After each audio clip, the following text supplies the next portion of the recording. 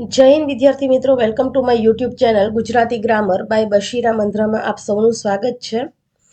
વિદ્યાર્થી મિત્રો, BMC special series જે છે એ હું તમારી સમક્ષ લઈને આવી છું, જેમાં MPHW, FHW, junior clerk, sanitary inspector, staff nurse, technical assistant વગેરે જેવી એક્ઝામોમાં જે ગુજરાતી વ્યાકરણ અને સાહિત્ય પૂછાય છે એ આધારિત પ્રશ્નો જે છે એ આપણે આજે સમજવાના છીએ.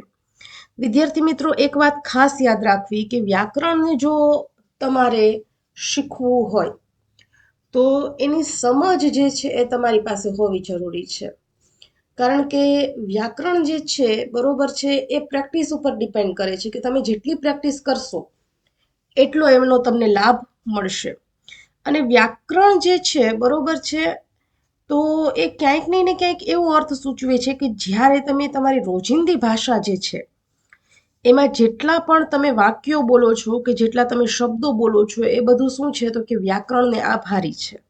બરોબર, છતાં પણ આપણે એને વ્યવસ્થિત રીતે સમજી નથી શકતા કે આપણે વ્યવહારમાં એનો વ્યવસ્થિત રીતે પ્રયોગ કરીએ છીએ, છતાં જો આપણે થોડું મસ્તું ધ્યાન આપીએ, બરોબર છે, અને ત્યાર પછી એને સરખી રીતે સમજવાનો પ્રયત્ન કરીએ તો વ્યવસ્થિત રીતે તમને સમજાશે. વ્યાકરણ જે છે એ ફક્ત સમજવાની વસ્તુ છે. સમાનાર્થી, વિરુદ્ધાર્થી, તળપદા, કહેવત, રૂઢિપ્રયોગ, શબ્દ સમૂહ માટે એક શબ્દ, એને બધાને યાદ રાખવાનું હોય.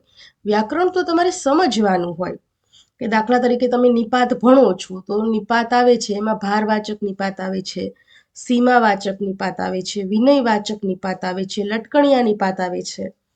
તો તમને એ ખબર પડવી જોઈએ કે દાખલા તરીકે ભારવાચક નિપાત છે તો એમાં કયા કયા પ્રત્યયોનો ઉપયોગ થાય છે ત્યારે ભારવાચક નિપાત બને છે.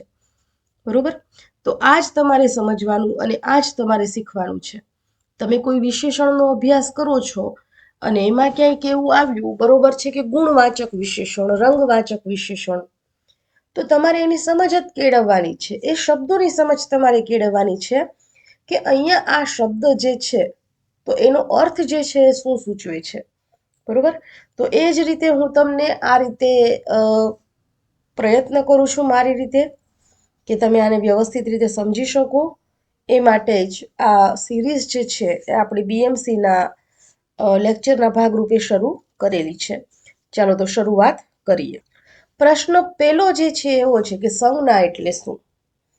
ક્રિયાનો ભાવ, નામ દર્શાવતું શબ્દ, વિશેષતા દર્શાવતું શબ્દ એટલે કે પદ, અને કાર્ય દર્શાવતું શબ્દ. જો હવે તમને એમ કીધું છે સંજ્ઞા એટલે શું, બરોબર છે. જનરલી સંજ્ઞા એને શું કહેવામાં આવે તો કે સંજ્ઞાને કોની સાથે કોન્ટેક્ટ હોય તો કે નામ સાથે. ગુજરાતી ભાષામાં સૌથી પહેલો મુદ્દો એ સંજ્ઞા છે, બરોબર છે. પણ સંજ્ઞા એ સૌથી પહેલો સમજાવવામાં આવતો નથી. સંજ્ઞાને ઘણી થોડુંક જ્યારે તમે ગુજરાતી વ્યાકરણ સમજો છો તો થોડુંક બહુ સમય જતાં તમને એ જાણવા કે શીખવા કે બહુ સહેલાઈથી સમજવા મળે છે. પણ ગુજરાતીનું જો કોઈ બેઝિક કહેવાતું હોય તો એ શું છે તો કે સંજ્ઞા છે. અને સંજ્ઞા એટલે શું છે તો કે નામ છે. બરોબર છે. અહીંયા એક બીજી વિદ્યાર્થી મિત્રો તમને સમજ આપી દઉં કે નામ હોય ને, બરોબર છે, એ ત્રણ પ્રકારના હોય. એક તો પુલ્લિંગ પણ હોય, સ્ત્રીલિંગ પણ હોય અને નપુંસકલિંગ પણ હોય. અને નામ જે છે ને એ વચન પણ ધરાવતા હોય, જેમ કે એક વચન અને બહુવચન. તો બીજા નેક્સ્ટ લેક્ચરમાં જ્યારે ક્યારેક આવો એકાદો પ્રશ્ન લઈશ ત્યારે તમને બીજી સ્લાઇડ દ્વારા વ્યવસ્થિત રીતે સમજાવીશ. અત્યારે તો ફક્ત હું જે બોલું છું એ જ તમે યાદ રાખજો તો તમને વ્યવસ્થિત રીતે સમજાશે. ચાલો, એટલે સાચો આન્સર શું છે તો કે નામ દર્શાવતું પદ એટલે કે શબ્દ એટલે સંજ્ઞા. ત્યાર પછી નેક્સ્ટ ક્વેશ્ચન તરફ આગળ વધીએ. રામ દોડે છે વાક્યમાં ક્રિયાપદ કયું છે? જો રામ એ શું છે? કર્તા છે. ને દોડવું એ શું છે? દોડે છે એ શું છે તો કે ક્રિયાપદ છે. માટે રામ દોડે છે એમાં દોડે છે એ ક્રિયાપદ છે. ત્યાર પછી નેક્સ્ટ, સર્વનામનું ઉદાહરણ આમાંથી કયું છે તમારે આપવાનું છે. મગન, ઘર, તે અને સફર. જો અહીંયા મગન તો જે છે એ નામ છે, ઘર પણ જે છે એ નામ છે, સફર પણ જે છે નામ છે, પણ તે જે છે એ સર્વનામ છે. બરોબર છે. અને આ તે જે છે ને એ દર્શક સર્વનામ છે. દર્શક સર્વનામમાં 4 પ્રકારના શબ્દોનો પ્રયોગ થાય છે. આ, તે, એ અને પેલું. આ, તે, એ અને પેલું. ચલો ત્યાર પછી નેક્સ્ટ. સુંદર ફૂલમાં સુંદર કયો શબ્દ પ્રકાર છે? સંજ્ઞા છે, સર્વનામ છે, વિશેષણ છે કે ક્રિયાપદ છે? બરોબર. તો જુઓ અહીંયા ફૂલને કેવું કહેવામાં આવ્યું? તો કે સુંદર. એટલે સુંદર એ શું છે? તો કે વિશેષણ છે. પણ તમને એમ કહેવામાં આવ્યું હોય કે હવે ફૂલ એ શું છે? તો ફૂલ જે છે ને એ વિશેષ્ય છે. બરોબર. જેને આપણે નામ તરીકે પણ ઓળખી શકાય અથવા તો સંજ્ઞા તરીકે પણ ઓળખી શકાય. ચાલો ત્યાર પછી નેક્સ્ટ. હું પુસ્તક વાંચું છું માં કર્તા કોણ છે? પુસ્તક છે, વાંચું, હું અને છું. તો પુસ્તક કોણ વાંચે છે? તો કે હું. એટલે હું એ શું થયું? તો કે કર્તા થયું. ચાલો ત્યાર પછી બહુવચન શબ્દ આમાંથી કયો છે એ દર્શાવવાનો છે. છોકરો, છોકરી, છોકરા અને છોકરીએ. તો છોકરો જે છે બરોબર છે એ નથી, છોકરી પણ નથી. શું આવશે બહુવચનમાં? તો કે છોકરા. ત્યાર પછી આગળ વધીએ. માં, પર, થી કયા શબ્દ પ્રકારમાં આવે છે? શું એ વિશેષણમાં આવે છે? શું એ ક્રિયા વિશેષણમાં આવે છે? સંજ્ઞામાં આવે છે કે એક પણ નહીં? તો આ માં, પર, થી એ બધા શું છે? ગુજરાતી ભાષાના અવયવો છે. બરોબર. એટલે કે પ્રત્યયો છે. એટલે આમાં શું આવશે? તો કે એક પણ નહીં. ત્યાર પછી નેક્સ્ટ. ઝડપથી દોડ્યોમાં ઝડપથી એ શું છે? સંજ્ઞા છે, વિશેષણ છે, ક્રિયા વિશેષણ છે કે સર્વનામ છે? જુઓ હવે એની દોડવાની જે રીત હતી એ કેવી હતી? તો કે ઝડપથી. એટલે રીત આવી એ શેમાં આવશે? તો કે એ ક્રિયામાં આવશે. એટલા માટે એ શું છે? તો કે ક્રિયા વિશેષણ છે. ત્યાર પછી નેક્સ્ટ. મીઠું શબ્દનો વિરુદ્ધાર્થી શબ્દ આપવાનું છે. બરોબર. મીઠું શબ્દ જે છે એનો વિરુદ્ધાર્થી સામો શું થશે? તો કે કડવું એવો થશે. ત્યાર પછી નેક્સ્ટ. વિદ્યાલયનો સમાનાર્થી શબ્દ કયો? શાળા, ઘર, મંદિર અને પુસ્તકાલય. તો વિદ્યાલય જે છે એનો અર્થ શું થશે? તો કે શાળા. ત્યાર પછી મધુર કોમલ ઉર્મી કાવ્યના સર્જક તરીકે કોણ ઓળખાય છે? કવિ કાંત, સુંદરમ, નિરાલાજી અને શૈદા. તો સાચો આન્સર તમારો શું છે? તો કે કવિ કાંત જે છે એ મધુર કોમલ ઉર્મી કાવ્યના સર્જક તરીકે ઓળખાય છે. ત્યાર પછી આગળ વધીએ. રાજતરંગિણી ગ્રંથના લેખકનું નામ શું છે? બરોબર. અહીંયા તમને 4 ઓપ્શન આપેલા છે. બાણભટ્ટ, હર્ષવર્ધન, કલ્હણ અને કાલિદાસ. તો રાજતરંગિણી નામનો જે ગ્રંથ હતો એ કલ્હણે લખ્યો હતો. અને આ કલ્હણ જે છે એ 12મી સદીમાં થઈ ગયા. જેણે કાશ્મીરનો ઇતિહાસકાર, જે કાશ્મીરના ટૂંકમાં ઇતિહાસકારક હતા. બરોબર છે. અને એમણે કલ્હણ નામનો જે ગ્રંથ હતો એ સંસ્કૃત ભાષામાં લખેલો છે, જે એક ઐતિહાસિક ગ્રંથ તરીકે ઓળખાય છે. ત્યાર પછી નેક્સ્ટ ક્વેશ્ચન તરફ આગળ વધીએ. સુંદરજી ગોકુળદાસ બેટાઈનો પ્રિય છંદ કયો છે? પૃથ્વી, મનહર, અનુષ્ટુપ અને એક પણ નહીં. તો સાચો આન્સર તમારો શું આવશે? તો કે ત્યાર પછી આગળ વધીએ.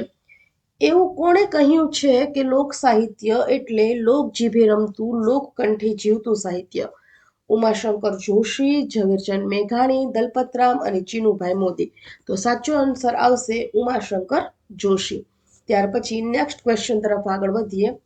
અસીમ રાંદેરીનું નામ શું છે? મહેમૂદ મિયા મુહમ્મદ ઇમામ, સૈયદ અમીર હસન, સૈયદ અબ્દુલ વહીદ અને અલી ખાન ઉસ્માન ખાન બલુચ. તો એનું અસીમ રાંદેરીનું સાચું નામ જે છે એ મહેમૂદ મિયા મુહમ્મદ ઇમામ છે. બરોબર છે. અને અસીમ રાંદેરી જે છે બરોબર એ એનું ઉપનામ છે. ત્યાર પછી આગળ વધીએ. પુણ્ય પરવાર્યું નથી અને હરિનો માર્ગ સત્ય કથાઓ લખનાર લેખક જે છે એ કોણ છે? તો આ લેખક જે છે એ ગુલાબદાસ બ્રોકર છે, જેને પૂર્વ પુરવાર્યું નથી, પુણ્ય પુરવાર્યું નથી અને હરિનો માર્ગ જેવી રચનાઓ જે છે એ લખેલી છે. ત્યાર પછી કવિ હરીન્દ્ર દવેનું જન્મસ્થળ જણાવો. ખંભારા, બોરસદ, જુનાગઢ અને રાજપીપળા. તો કવિ હરીન્દ્ર દવે જે છે એનું જન્મસ્થળ કયું છે? તો કે ખંભારા. ત્યાર પછી નેક્સ્ટ ક્વેશ્ચન તરફ આગળ વધીએ. પૂર્ણ સત્ય એ ગુજરાતી સાહિત્યમાં કેવી રીતે ઓળખાય છે? વિદ્યાર્થી મિત્રો, અહીંયા ક્વેશ્ચન જે છે એ થોડુંક એ રીતે આપવામાં આવ્યું છે કે તમને કન્ફ્યુઝ કરી શકે છે. તમને જો અલગ અલગ સાહિત્ય પ્રકારોનું નામ આપવામાં આવ્યું છે અને તમને એમ કહેવામાં આવ્યું છે કે પૂર્ણ સત્ય એ ગુજરાતી સાહિત્યમાં કેવી રીતે ઓળખાય છે. શું એ આખ્યાનની રીતે ઓળખાય છે, શું એ નવલકથાની રીતે ઓળખાય છે, શું એ નવલિકાની રીતે ઓળખાય છે, કે શું એ આત્મકથાની રીતે ઓળખાય છે? તો પૂર્ણ સત્ય જે છે ને વિદ્યાર્થી મિત્રો, એ આત્મકથામાં આવે. એટલે કે જ્યારે સર્જક પોતાની આત્મકથા લખતો હોય તો એમાં લેશ માત્ર પણ કંઈ ખોટું હોતું નથી. કારણ કે જે વાસ્તવિકતા હોય એ વાસ્તવિકતાનું શું કરવાનું હોય છે એમાં, તો કે આલેખન કરવાનું હોય છે. એટલા માટે જ ગુજરાતી સાહિત્યમાં કે બીજા સાહિત્યમાં આત્મકથા જેવો સાહિત્ય પ્રકાર જે છે એ ખૂબ ઓછો લખાય છે. એની પાછળ એવું પણ માનવામાં આવે છે કે ખરેખર કોઈ લેખક હોય એ એના જીવનના તાણાવાણા જે છે, બરોબર, એ શબ્દો રૂપે પ્રગટ કરવામાં થોડા ઓછા રસ ધરાવે છે. ચાલો ત્યાર પછી નેક્સ્ટ, પાત્ર અને કૃતિ અંગેનું જોડકું જે છે કયું અયોગ્ય છે? સુખલાલ, સુશીલા આ વેવિશાળના પાત્રો છે. ભીમો, ચંદા એ જન્મ ટીપના પાત્રો છે. રુદ્રદત્ત અને કલ્યાણી એક ગ્રામ લક્ષ્મીના પાત્રો છે. અને માધવ મંત્રી, રૂપસુંદરી જે છે એ કરણ ઘેલોના પાત્રો છે. અલગ અલગ 4 કૃતિઓ આપેલી છે અને એની સાથે એના પાત્રો આપેલા છે. હવે આમાંથી અયોગ્ય જોડકું જે છે એ કોનું છે? તો કે રુદ્રદત્ત, કલ્યાણી જે છે એ ગ્રામ લક્ષ્મી ના પાત્રો નથી. ચલો ત્યાર પછી, ક્યારેક ચાંદીશી જડાહડા થતી નદીને જોતો, આનો અલંકાર ઓળખાવાનો છે. ઉપમા છે, રૂપક છે, સજીવારોપણ છે, કે અનન્વય છે? તો આમાં સાચો આન્સર શું આવશે? જુઓ વિદ્યાર્થી મિત્રો, અહીંયા ચાંદીશી, બરોબર, એને શું કરવામાં આવ્યું? તો કે એકની સરખામણી બીજા સાથે કરવામાં આવી, માટે અલંકાર કેવો બનશે? તો કે ઉપમા બનશે. મંદાક્રાંતા છંદની પંક્તિ જે છે અહીંયા તમારે શોધીને લખવાની છે. કદી મારી પાસે વનવંતળા હોત કુસુમો, કાળી ધોળી રાતી ગાય પીએ પાણી ચરવા જાય, છે કો મારું અખિલ જગમાં, બૂમ મેં એક પાડી, અને સમુદ્ર ભણી ઉપડ્યા કમરને કસી રંગથી. આવી અલગ અલગ 4 પંક્તિઓ વિદ્યાર્થી મિત્રો તમને આપવામાં આવેલી છે. તો એનો સાચો આન્સર જે છે એ શું આવશે?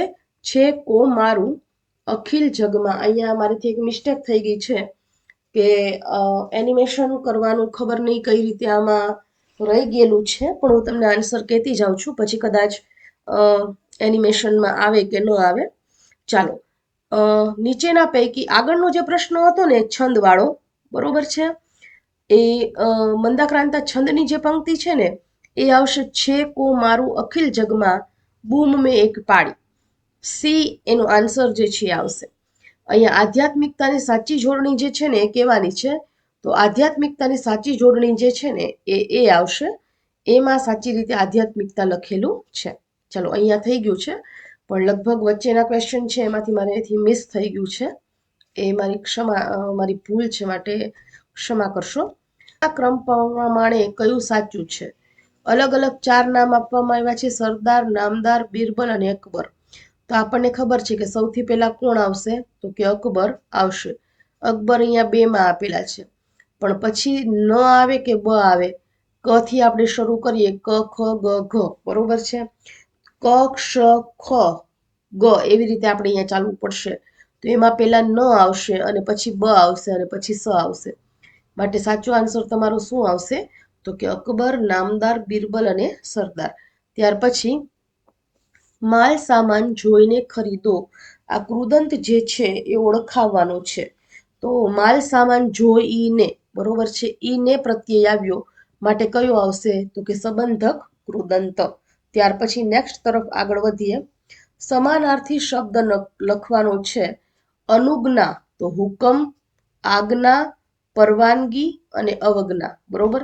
સાચો આન્સર જે છે એમાં આવશે પરવાનગી. ત્યાર પછી શબ્દ સમૂહ માટે એક શબ્દ, રૂપિયા ભરવાની સાંકડી લાંબી કોથળી, તો એને વાંસળી તરીકે ઓળખવામાં આવે છે. રોડા છંદની 4 અને ઉલાળા છંદની બે પંક્તિઓ શેમાં મળે છે, શું છે ટૂંકમાં એમ શેમાં જોવા મળે છે. અહીંયા ક્વેશ્ચનમાં થોડીક મિસઅન્ડરસ્ટેન્ડિંગ થઈ ગઈ છે ટાઈપિંગમાં. શેમાં જે મળે છે ને શેમાં જોવા મળે છે, તો એ જે છે ને એ છપ્પામાં જોવા મળે છે. સાચો આન્સર આમાં શું આવશે તો કે છપ્પા. ત્યાર પછી વિરોધી શબ્દ પ્રત્યક્ષ, તો શું આવશે પરોક્ષ, એવો એનો જવાબ આવશે. થેન્ક યુ વિદ્યાર્થી મિત્રો, તમે મારી સાથે જોડાઈને રહ્યા, બરોબર છે. અને વિદ્યાર્થી મિત્રો, બીએમસીની તૈયારી કરતા કે કોઈ પણ વિદ્યાર્થી જે છે ને આ સિરીઝને જોઈ શકે છે. કેમ કે મેં તમને આગળ જ કીધું કે વ્યાકરણ જે છે એ સમજવાનો પ્રયત્ન આપણે કરવાનો છે, એ યાદ રાખવાનો કોઈ પ્રયત્ન નથી. હા, એમાં આવતા શબ્દો ને એ બધું છે એ ક્યાંક નહીં ને ક્યાંક તમારે યાદ રાખવું પડે. કે દાખલા તરીકે, ઉદાહરણ તરીકે, તમે વિભક્તિ ભણો છો તો પહેલી વિભક્તિ જે છે એમાં કયા કયા પ્રત્યયો આવે, બીજી વિભક્તિ જે છે એ કયા કયા પ્રત્યયો આવે. કે તમે અલંકારને યાદ કરો છો તો એમાં ઉપમા અલંકાર જે છે એ કયા કયા શબ્દો ધરાવે છે. તો આવું બધું તમારે કરવું પડશે, બરોબર છે. પણ ખૂબ સહેલાઈથી તમને યાદ રહી જાય એમ છે, અઘરું છે નહીં. એટલે બીએમસી સિવાયની પણ જે કોઈ વિદ્યાર્થી મિત્રો ગુજરાતી જે છે એ વિષયની તૈયારી કરતા હોય, બરોબર. કેમ કે તમને ગવર્મેન્ટ દ્વારા હવે જે પણ પરીક્ષાઓ લેવામાં આવશે એ બધી જ પરીક્ષાઓમાં તમને ગુજરાતી વ્યાકરણ અને સાહિત્ય પૂછાશે.